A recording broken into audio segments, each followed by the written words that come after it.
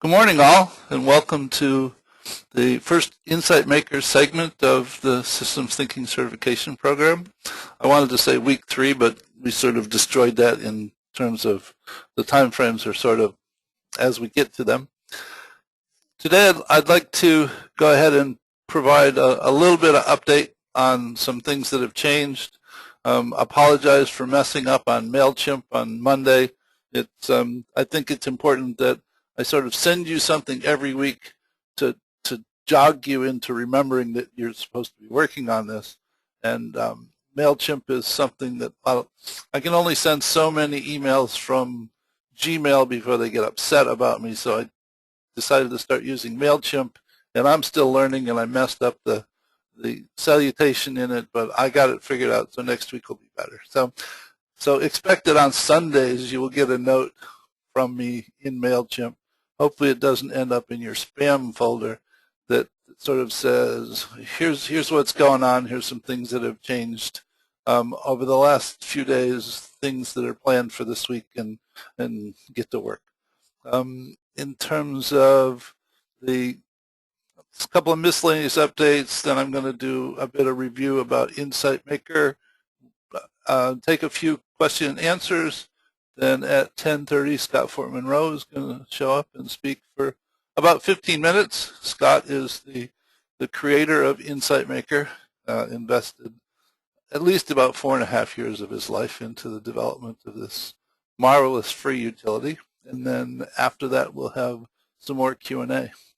In terms of what's actually changed as of late, last week the permalinks were messed up, and I tried to demo them during a session, and it didn't work the way I thought it was supposed to, and the reason for that was because it was actually broken.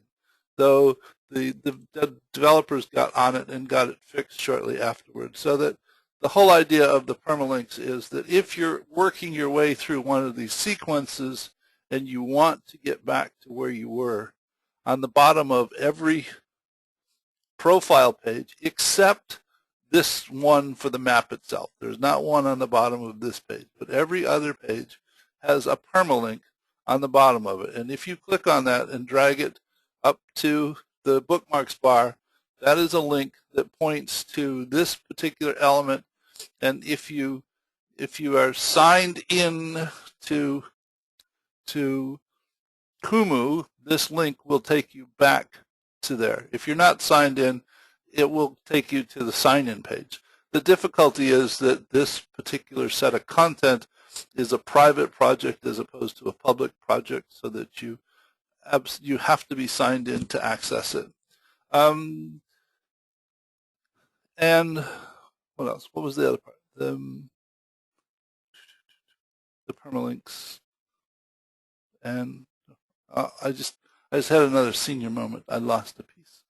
So that's fixed.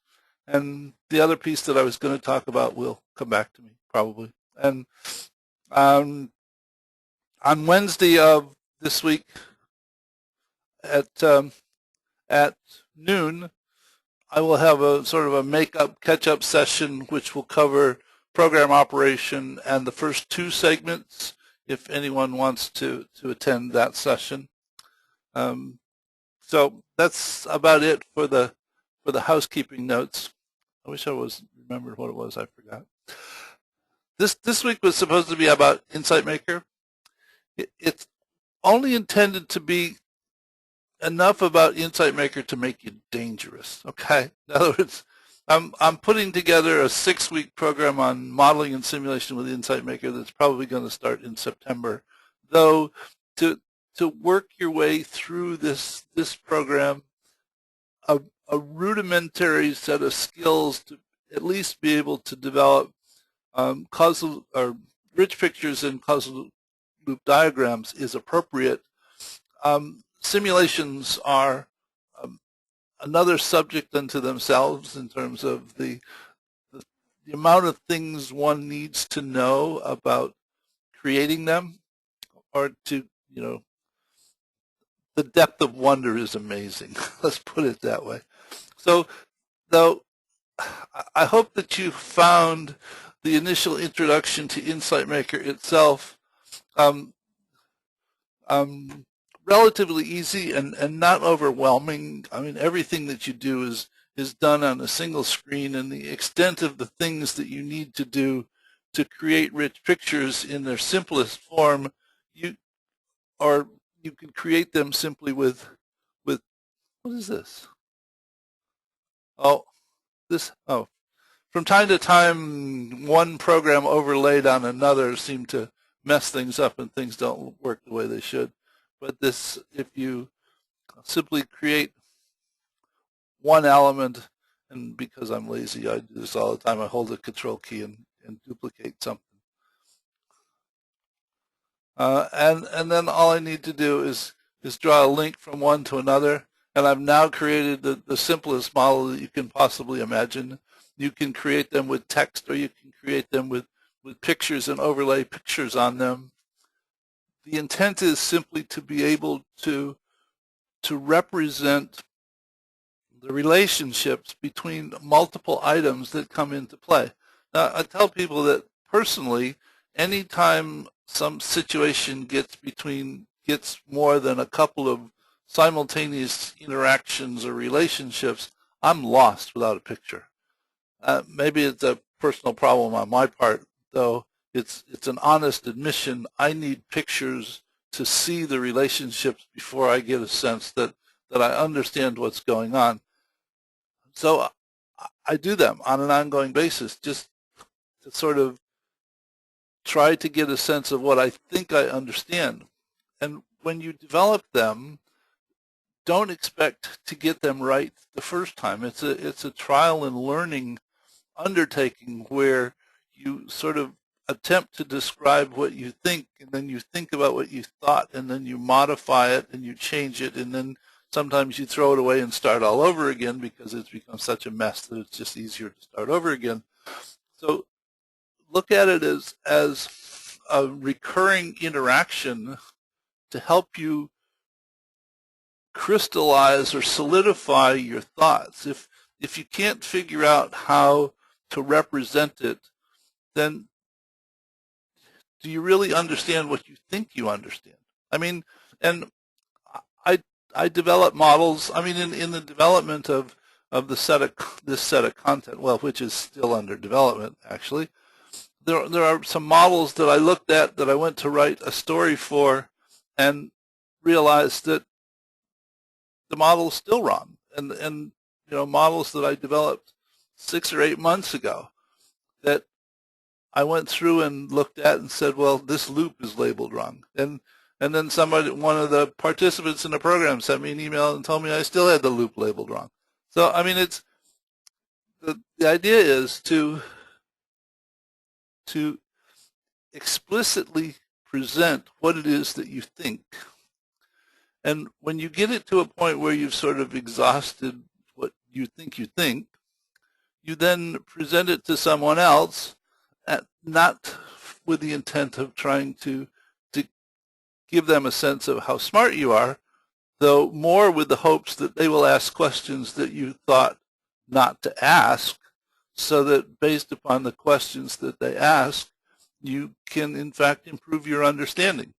So my own personal thought is that models are intended to be a simplification of reality to promote understanding. And the extent to which the model does promote understanding defines whether or not it's a good model. If it helps me understand, it's a good model. And if I'm more confused than when I started, I probably should start over again. Now, so I mean, this is not a session to go through and explain to you how to use Insight Maker.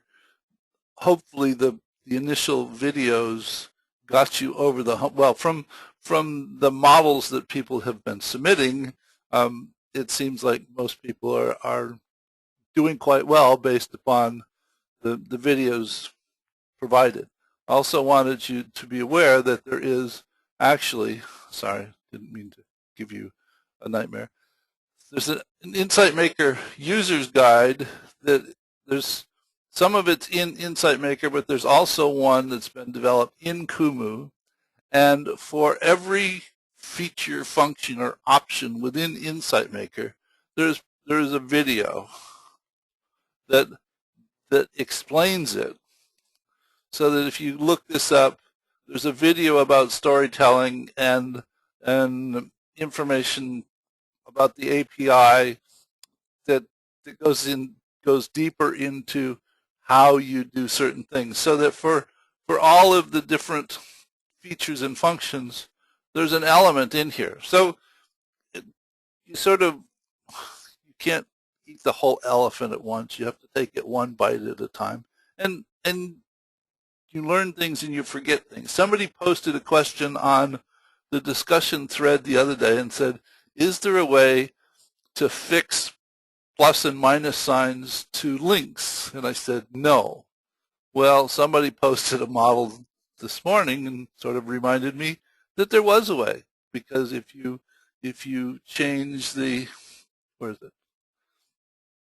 The default label for links is link, but if you happen to change that label to plus, then there's a plus sign that's part of the, and it just works that way. So you remember what you remember and hope that other people help you along the way, so that there is a way to annotate your links as to whether or not they're reinforcing or balancing simply by changing the label. So wanted to offer you that, the user's guide is there.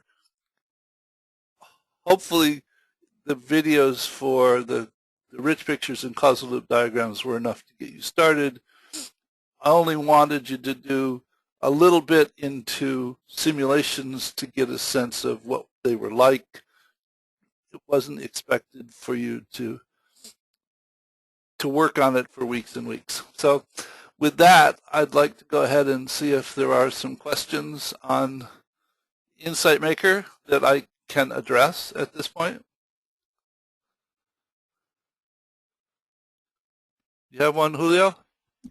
Gene, there are no questions on Insight Maker per se. There's Okay. There's one question that Rampam asked. He was just he makes a statement first. He says that a model is more of an analysis of the situation rather than a synthesis. And what he's asking is, does a model conclude a situation? I'm not sure I understand the question, but perhaps does it conclude a situation? No. A model is a perspective. In other words, from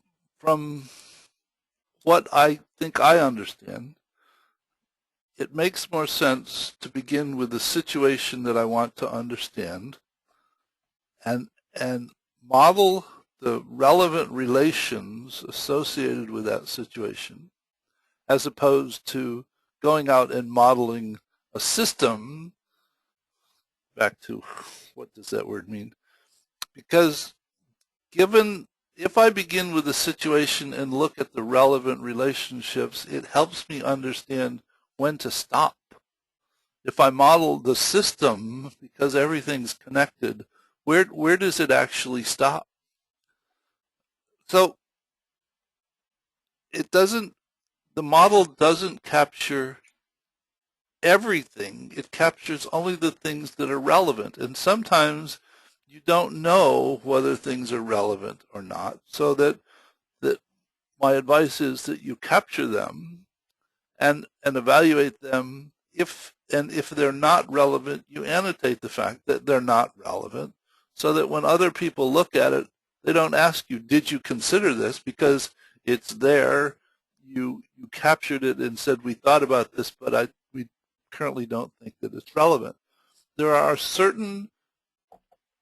a certain level of understanding that one can develop from qualitative models. Those are static pictures that don't have any real data associated with them. They're just a set of relationships, rich pictures and causal loop diagrams.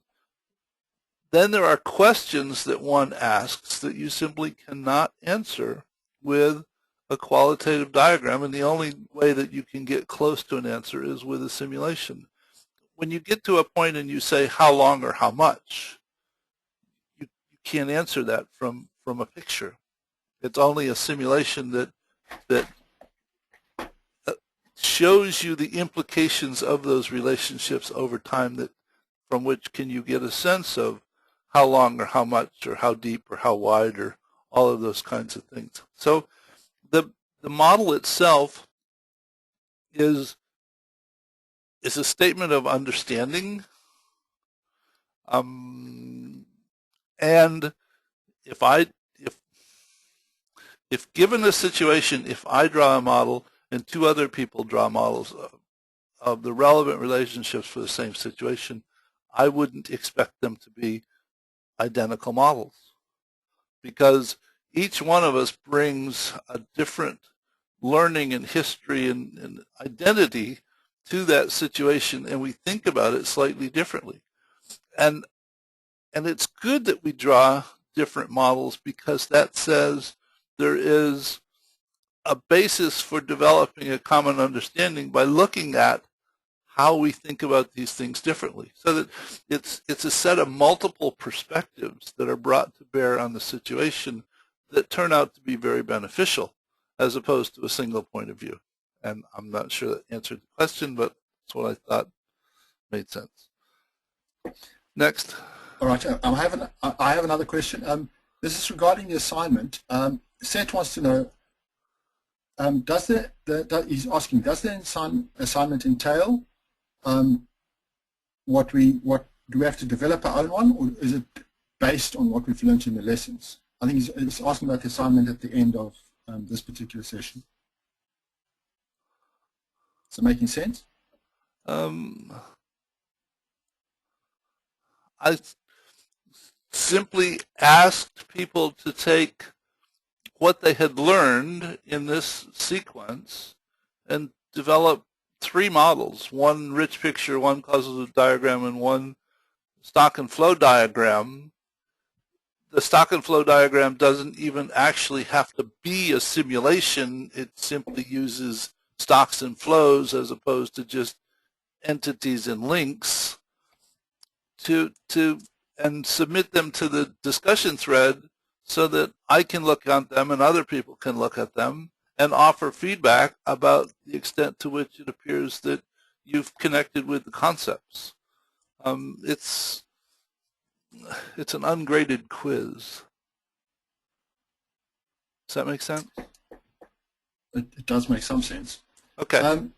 Next question is, the plus and minus signs in the causal loop diagrams. Could you elaborate and explain a little more about when and where we would use those?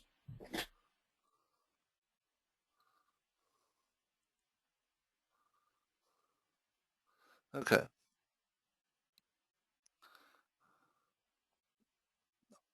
I said the easiest diagrams to draw are rich pictures, because there are no rules associated with them.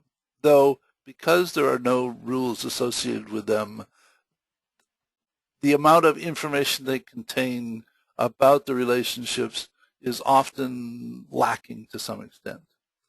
Causal loop diagrams have a more well-defined set of guidelines for how you create them, and they are explicitly intended to identify relationships to be either adds to, reinforcing, or subtracts from balancing, which is why, I mean, the plus sign means this entity adds to this entity, or changes in this, or this changes in the same direction. And the minus sign means that the gap, the inventory subtracts from the gap, or the gap changes in the opposite direction of the inventory. The definition is overloaded and is with strictly in situations where the diagram does not contain stocks is often confusing, because if you look at a situation where production and inventory, if production increases, inventory increases. If production decreases, inventory still increases, but not quite so fast. So to say that production and inventory changes in the same direction as production would in fact be not accurate. So, and that's why I prefer the plus and minus signs over the S and the O notation that Senge uses, because the S means in the same direction and O means in the opposite direction. The plus and the minus signs I prefer, even though it's an overloaded, more complex definition, and when possible, it's even more beneficial if you stick in rectangles for things that are actually stocks so that it's less confusing. Did that answer the question? So, I mean, the intent is to develop causal loop diagrams to show explicitly what the relationships are, and the loop structures, whether they are reinforcing or balancing structures that are part of the interaction. As it turns out, typically feedback within a set of interactions has more influence over the behavior of that structure than any direct influences. So that we look for influences, and we're attempting to find influences that complete the loop, because it is the reinforcing and balancing loops that tend to have the greatest influence over the behavior of the structure. Next. Okay, we have another question regarding the use of Insight Maker. Justin wants to know, why would we use a tool like Insight Maker instead of using a tool that uses a standard language like UML or SysML?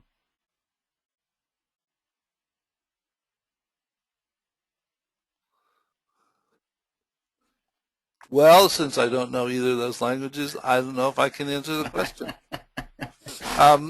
You know, I think he's trying to say, shouldn't we be using something that's more standard than something that's proprietary once again?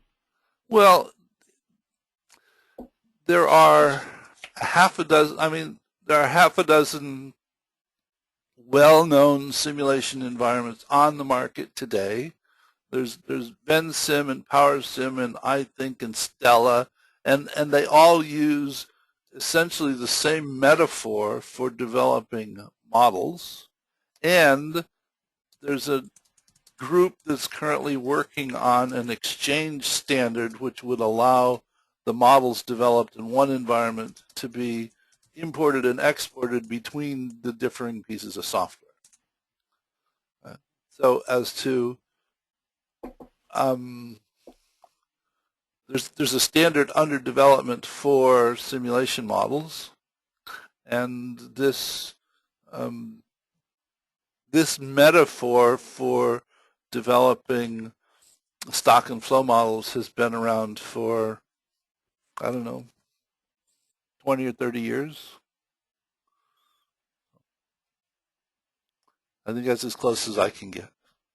Okay. Another question on the model that you actually have in front of you there, Gene. The loop that you've got between gap, production, and inventory. You explained that looks like a balancing loop. It is. Someone is asking, why is it not a negative feed loop? It is. I think there's some confusion. Okay, let me try it this way. Okay. There are two types of loops. There are reinforcing loops and there are balancing loops. Reinforcing loops, if you count if you walk the loop, there are 0 or an even number of balancing influences which negate themselves. Minus and minus is 0, right? Minus a minus is, right? In a balancing loop, there is an odd number of balancing influences or feedback paths. In this particular structure, you begin with a target inventory and a current inventory. The difference between the two of those creates a gap, and the assumption in this particular model is that the target inventory is greater than the current inventory. So it is that gap that influences production. And the greater the gap, the greater that it influences production. And production then adds to the inventory. And as the inventory increases, it subtracts from the gap. And as the gap gets closer and closer to zero, it has less and less influence on production, which then adds less and less to inventory. And when inventory finally reaches the target inventory, the gap is then zero, which means there is no production and no more addition to inventory. So it is a balancing structure in that it is attempting to achieve a goal.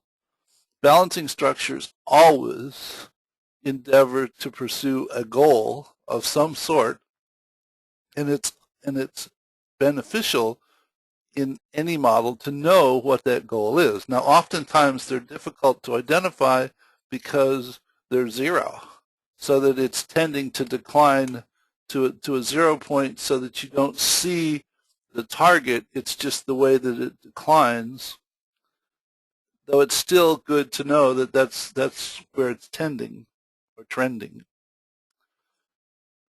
So in any loop, when something influences something else and it subtracts from it or causes it to change in the opposite direction, it's a balancing influence. I like to refer to them as reinforcing or balancing as opposed to positive and negative because of the miss or the confusion that it leads to in terms of good and bad. People think that positive feedback is good and negative feedback is bad, and that's not the case. It's reinforcing feedback and balancing feedback. So, Gene, does that mean so which is which? A negative feedback is the reinforcing or the balancing? It's a balancing feedback. Balancing, okay. Balancing would be the same as negative. I just don't refer to them as negative. Okay, even though there's a negative sign on it. They probably should be labeled R and B. The same way that my convention was to color reinforcing influences blue and balancing influences red, and I really should have picked the other one so that reinforcing was red and balancing was blue. It would have made more sense. You know, sometimes you just can't see what's in front of you. I think I have time for one more. There aren't any more. Oh, okay. Well, then maybe I have time for Scott. Let me go find Scott and unmute him. There he is. Scott, are you on tap? I am. Can you hear me all right? Yes, and here's your first slide. Oh, excellent. Let me bring up the presentation. So this is Scott Fortmann-Roe, the infamous developer of Insight Maker. Scott and I have been working together for almost the last 5 years. He develops great stuff, and I complain about it, and he makes it better. So have at it, Scott. Okay. Thanks for that introduction. You would call it that? Very accurate in some ways. So yeah, I just want to say it's a pleasure getting a chance to talk to everyone today. And so when Gene came to me, I'm going to give you a bit more of a background of myself. So I've done Insight Maker, but I've also done some other software development. Before Insight Maker, I had another simulation program I developed called SimWhat. I've also done a fair amount of research on modeling and simulation just more generally outside of software development. Have a few papers on it, and just got my doctorate from UC Berkeley very recently. So I've done a lot of modeling and lots of different types of modeling, also beyond the sort of stock and flow type modeling paradigm. So I sort of have a broader perspective on it, and sort of really am interested in how different types of modeling relate together and how they can complement each other and how they're different, have different levels of suitability for different types of tasks. So that's briefly about me and my background.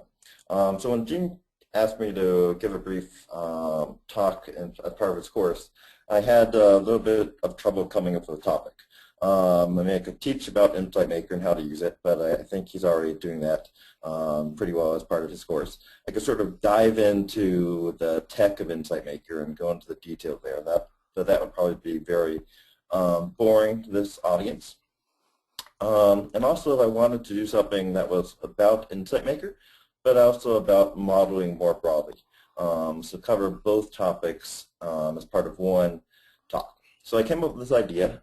We have this theme, the slide Gene is showing, which is the 3 principles of modern software design, which also apply to modeling. So I have 3 principles I came up with. They are, in order, agility, the idea of developing models quickly, rapidly integrating on them, improving them over time. And the second one is integration, the idea of integrating with existing software and leveraging existing tools. I'm sorry, Gene, I actually changed the name of these slides a slightly bit since I sent you that. I apologize for that. That's okay. Just tell me what you want me to show and I'll click on it. Okay, and the third one is transparency and openness. The idea that modern software should be transparent and open, and also that our models should be transparent and open. So I'll go through these one by one. Let's start with slide 3, being the agility slide. So there's a big buzzword in software development, and it's been that case for the past 5 years or so, and that's agile, an agile approach to developing software. And the basic principles of agile are to get things up and running as quickly as possible. As soon as you start the project, as quickly as possible, you want a working program, something that runs and does the key things that you want it to do. And of course, the software will be relatively poor, it won't work very well, it will be ugly because you developed it as quickly as possible and just rush to the starting line, but it should work. And then once it works, you can iterate on it, improve it slowly over time, add new features, remove features, experiment, etc. And as you do that, you steadily move towards a polished, high-quality piece of software. And that's sort of the agile approach to software development. That's very different from the more classic waterfall approach to project management, where you spend a lot of upfront time planning, developing the criteria, the specification of the softwares, how it will implement, what needs to implement, what resources are needed, how long things will take. That sort of formal approach that's more traditional in project management and project planning. And I think in software development and in modeling, the agile approach is much more effective. And let me quickly tell you why. So before I developed Insight Maker, I developed another program called SimGua. And when I developed SimGua, I had several key big ideas that were different from what other people were doing at the time, and which I thought would really be transformative, really be effective and powerful, that would really open up new possibilities for people in modeling. So I spent a lot of time developing SimGua. I think I've spent about 6 months on just the initial version of it, and spent a lot of time in really developing these features and implementing them and optimizing them. They work well. And then I released SimGua. And I quickly found out that those big transformative features that I thought would be very impactful really didn't resonate at all. They had no impact whatsoever. Didn't get any adoption and traction on them. And even though they were implemented pretty well, they never achieved what I hoped them to achieve. And they were just never successful. So that's sort of like the risk of this traditional approach to developing software. You might think you have this great idea, you might spend a lot of time on it, and then you find out that your big idea was actually a small idea or an important idea or an idea no one cared about.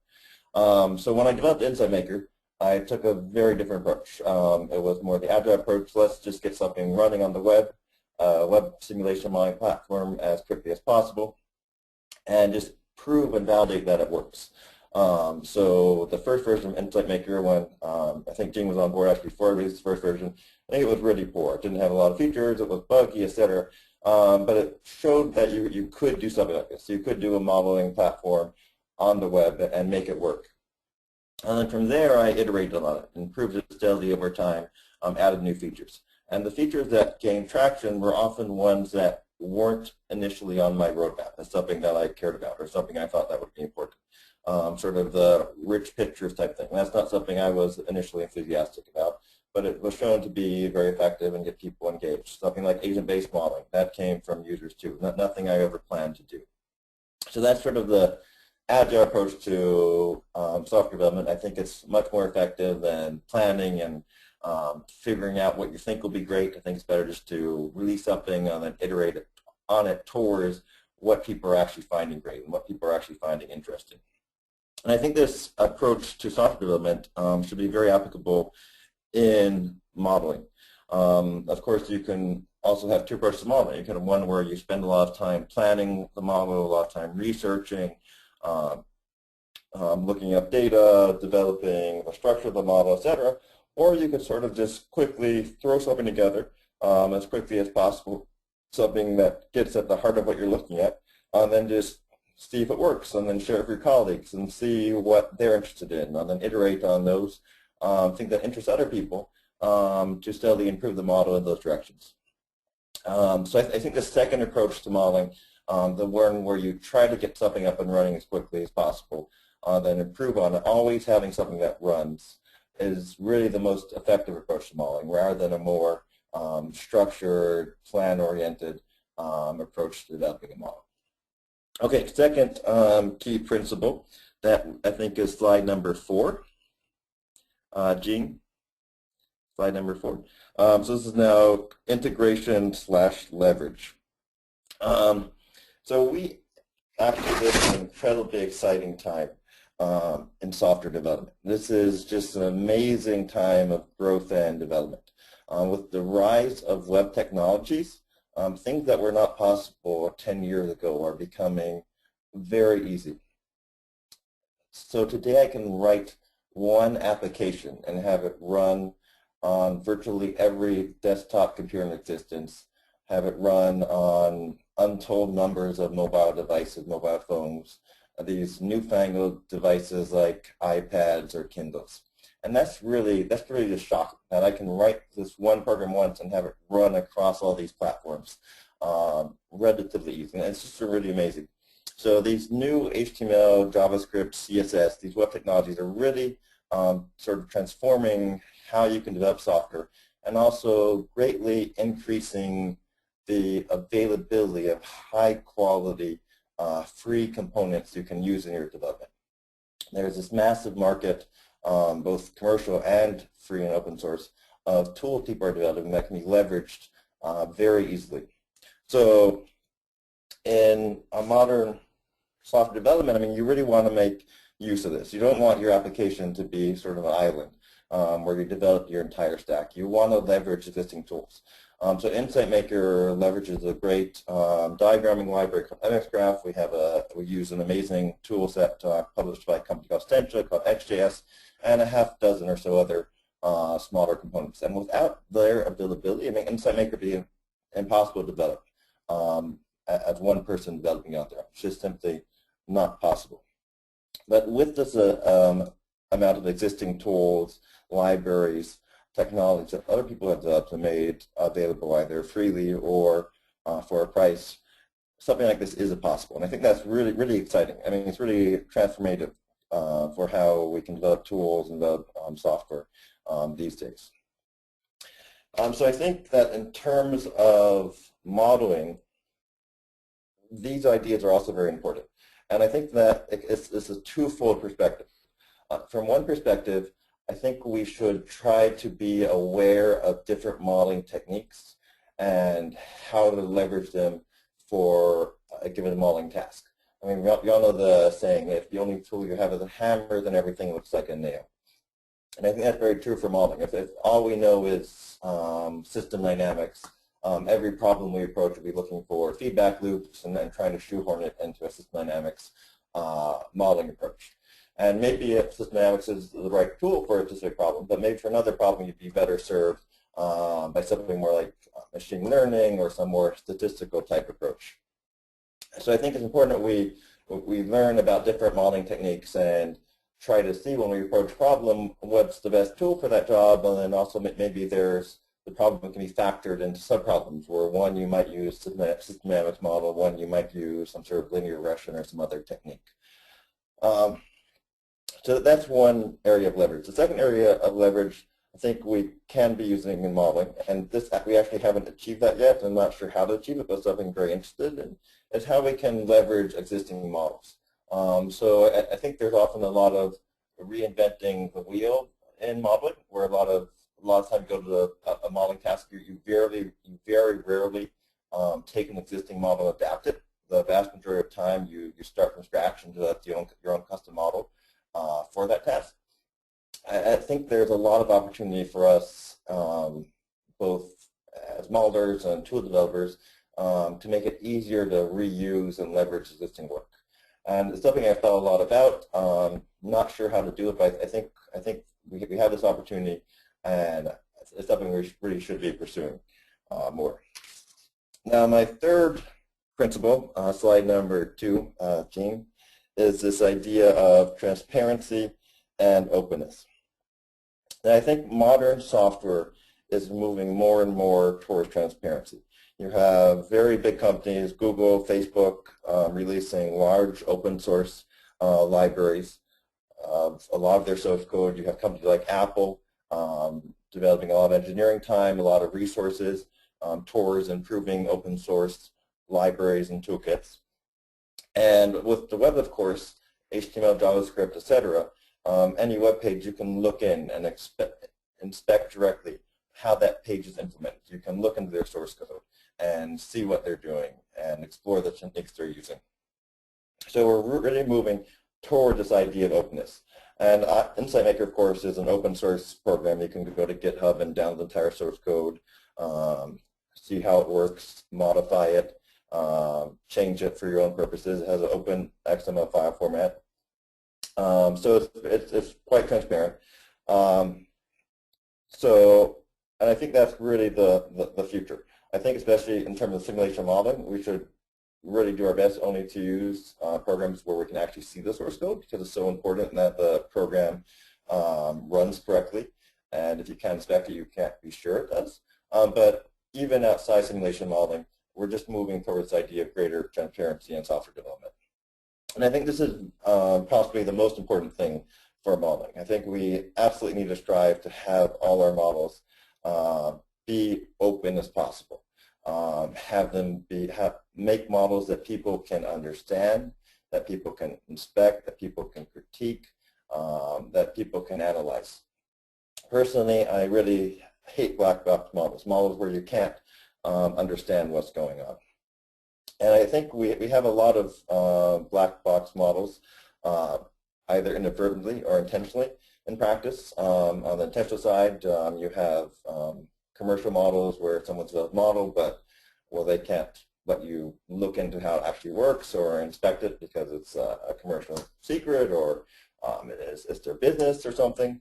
You also have inadvertent cases where models are black boxes.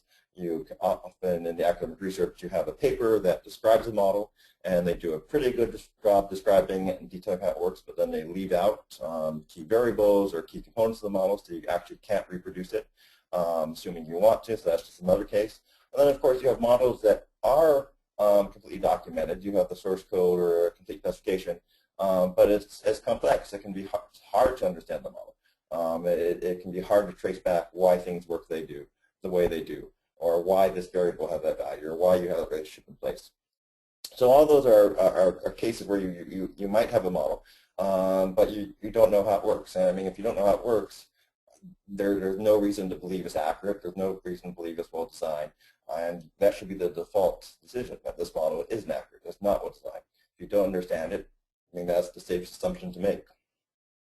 So I think we as modelers and model users should strive to have models that are as transparent and clear as possible. You should only use models if you can understand what they're doing. Otherwise, you just can't trust them, in my opinion. So that's one of the reasons I really like system dynamics, is that the modeling paradigm sort of enforces a level of transparency. It has a structure and a cohesion that, to some level, enforces this transparency, enforces the ability of end users to be able to inspect it and trace back how things work together. So that's one of the reasons I think SD is such a great technique. Okay, so those are my 3 key principles. I think Jing gave me 15 minutes. I think I used that all pretty much exactly. So it's been great talking with you. Well, I think I'll hand you back to Jing now. Well, you can't leave yet because there are a couple questions for you. Oh, okay. Go ahead, Julio. Scott, George wants to know, he says that in today's software there's a notion of packages and interfaces. Does IM have anything similar? So it allows you to embed models one within each other, but no, not per se, not in a very formally developed manner. So when I was talking about SimGua, the software developed package I developed earlier, and one of its big ideas was the idea of having packages, and it called it components. So you could take these components and let's say you want to model a water treatment plant. You could take different components for different part of the water treatment plant, drop them in place and wire them together, and then very easily developed a full simulation water treatment plant. And that's one of the things that never gained traction. I thought it would be a great transformative idea. It wasn't. People had trouble with it. It was difficult to use, etc.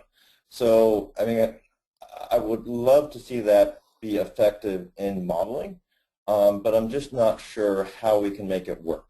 There are a lot of issues with modeling that you don't have in software development. For instance, time scale.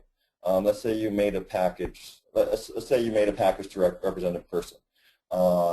What time scale does that package operate on, and how does that integrate with the time scale of the overall model? I mean, if modeling, we have lots of different time scales. Some things should be very fast, some things should be very slow. When you're building your own model, you can control that. When you're integrating other people's packages, it's very often you probably find that their time scale is different than yours and fundamentally incompatible with it. So there are these added wrinkles to doing something like that in modeling, and I think it's very important we try to solve those, but I don't think they've been solved yet. And I think it's still an open question how to really make effective model sharing and the effective sharing of model components between models.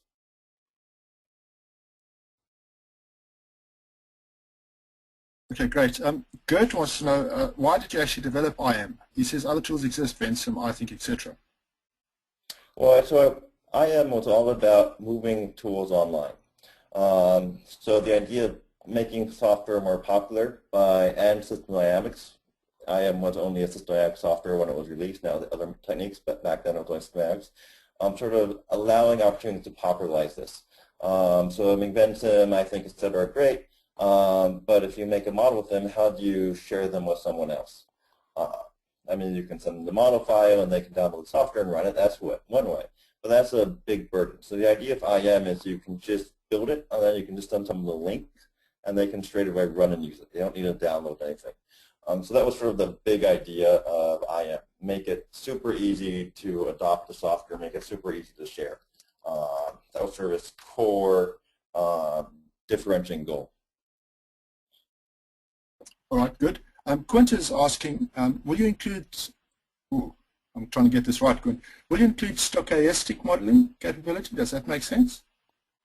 I'm not sure what you specifically mean by that, but Insight Maker does have random number generation features, so you can vary, you can have stochastic features and have them change over time. If you're asking sort of about discrete event type modeling, there's plans to do that. It's not on the horizon, but something I'd like to do in the future.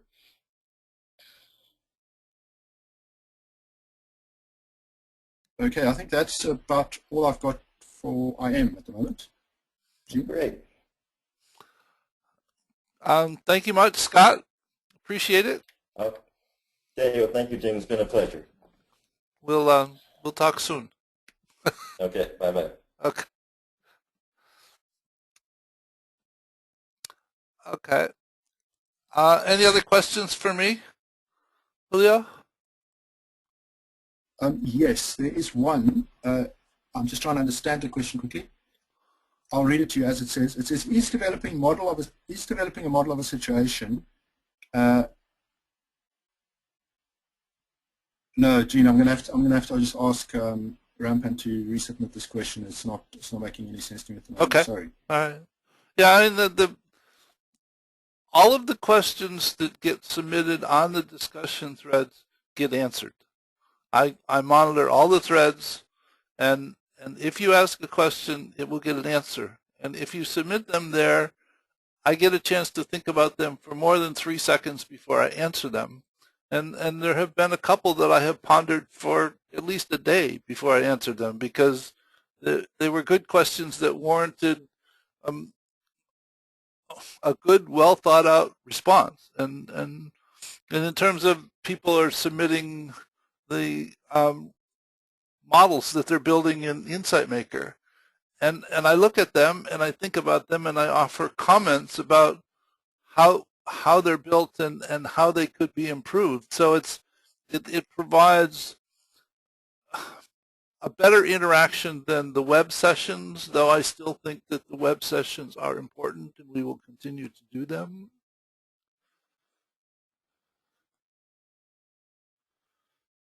George asks about how does Simulink compare with SD. I'm not familiar with Simulink. I can't respond to the question. I'm familiar with Insight Maker and VenSim and PowerSim and Stella, and I think and a couple others that have fallen by the wayside over time. Though the Simulink is not one that I'm familiar with, so I can't respond. If you do a search on Google, there may be an article written that compares Simulink to IM or VenSim or Stella, one of those. Anything else, Julio? There's nothing else at the moment, Gene.